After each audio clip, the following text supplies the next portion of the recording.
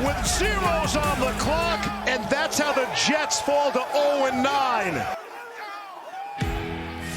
What's been the difference over the last couple of weeks versus maybe the few weeks that preceded these games? I'm getting tired of sucking. Simple. Good morning. Welcome into First Take, fellas. So I'm working on being able to do one pull-up. I could probably get that done with the assistance of Stephen A. and Max holding my feet. Max, Stephen A., Marcus Spears, I'm Molly Karam Rose. Fellas, we're going to dive right into Monday Night Football. The Patriots. Yeah. Hold on, Molly. Yes, sir. Max, good morning. Good morning. And Molly, looking lovely as always. Good morning. Thank you. Pastor Spears, my brother, could you fix your top collar just a little bit, please? Could you just fix your collar? You know, just pep it up. There you go. Okay, now we ready. Let's All right, man, get the hell on. Molly, go. Pop the collar. That's what you should do when he tells you that.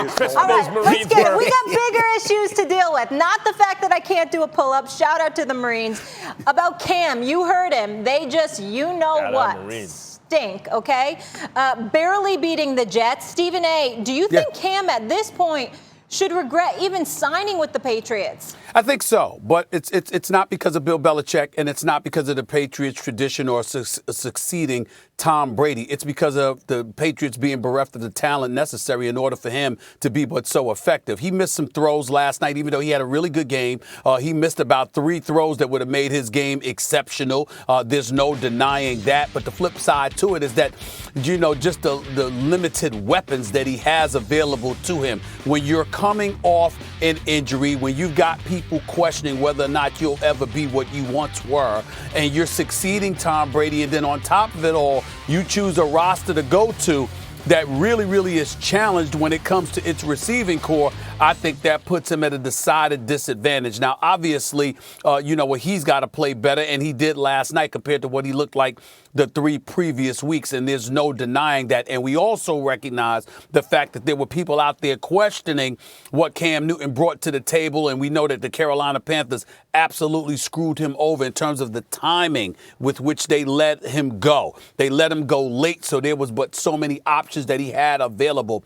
But I would have liked to have seen Cam Newton with some actual weapons to pass to, even though not Jacoby and Myers, the law firm, actually some dude named Jacoby Myers showed up last night and played effectively from that wide out spot. But still, that when I say regret, it's only because of the fact that there's so many weapons that he doesn't have available to him at his disposal in the passing game. Running game's different, but the passing game, I would like to have seen Cam Newton have more weapons available to him. And last night obviously wasn't an indication of that, because he was going up against a horrible, pathetic, embarrassing New York Jets that, as far as I'm concerned, doesn't even belong in the National Football League right now. But that's just me. He could use Jacoby and Myers, Stephen A., because that would mean 2 guys instead of 1. He doesn't have anybody. Like, everyone talked about Tom Brady last year not having weapons, right? But now take away whatever he had and the defense. No Hightower, no Chung, no Gilmore. Like, N'Keal Harry's banged up. What about Edelman? Like, they got nothing. Nothing. They have nothing. And yet, this is why Cam Newton should not regret signing with the Patriots. Do you understand? Largely because of Cam's play. Even when he's messed up, they are now 2 plays away from being 5-3 with wins against, they already actually have wins against the Dolphins and Raiders, but you could have added Seattle and Buffalo. The Dolphins, Raiders, Bills, and Seahawks, 2 plays away. Goal line stand, Bobby Wagner made a play on Cam, and Cam got stripped against the Bills. Those 2 plays away from a 5-3 season with nothing. Nothing. He has nothing. No offense, no defense. He does have Bill Belichick as a head coach, though. And look at the way Cam Newton has been accountable the entire season. He's been accountable. All those years where Cam, you could see him at the podium running stuff through his mind when he was asked questions, and you could see, okay, how am I going to give him an answer that's PC enough to hear? And he looked so uncomfortable in his own skin that when I watched him, I felt uncomfortable in mine. He came across as fake far too often. And it gave me a sense, no, he's not actually being accountable. Even after the Super Bowl, when he didn't show up for the interviews, I was like, all right, look, okay, big deal, right?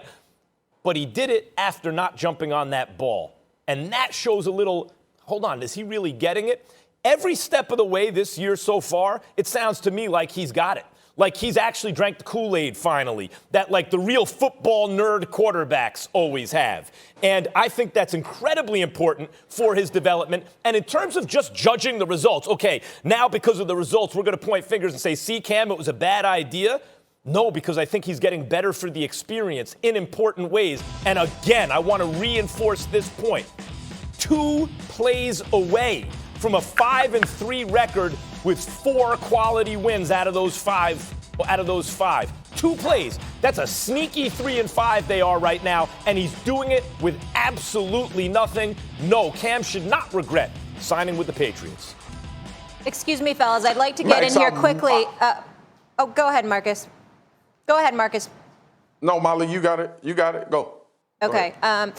We have some breaking news here into First Take this morning. Ben Roethlisberger and 3 other Steelers have been placed on the reserve COVID-19 list. The 8-0 Steelers will face the Cincinnati Bengals this Sunday. The following week,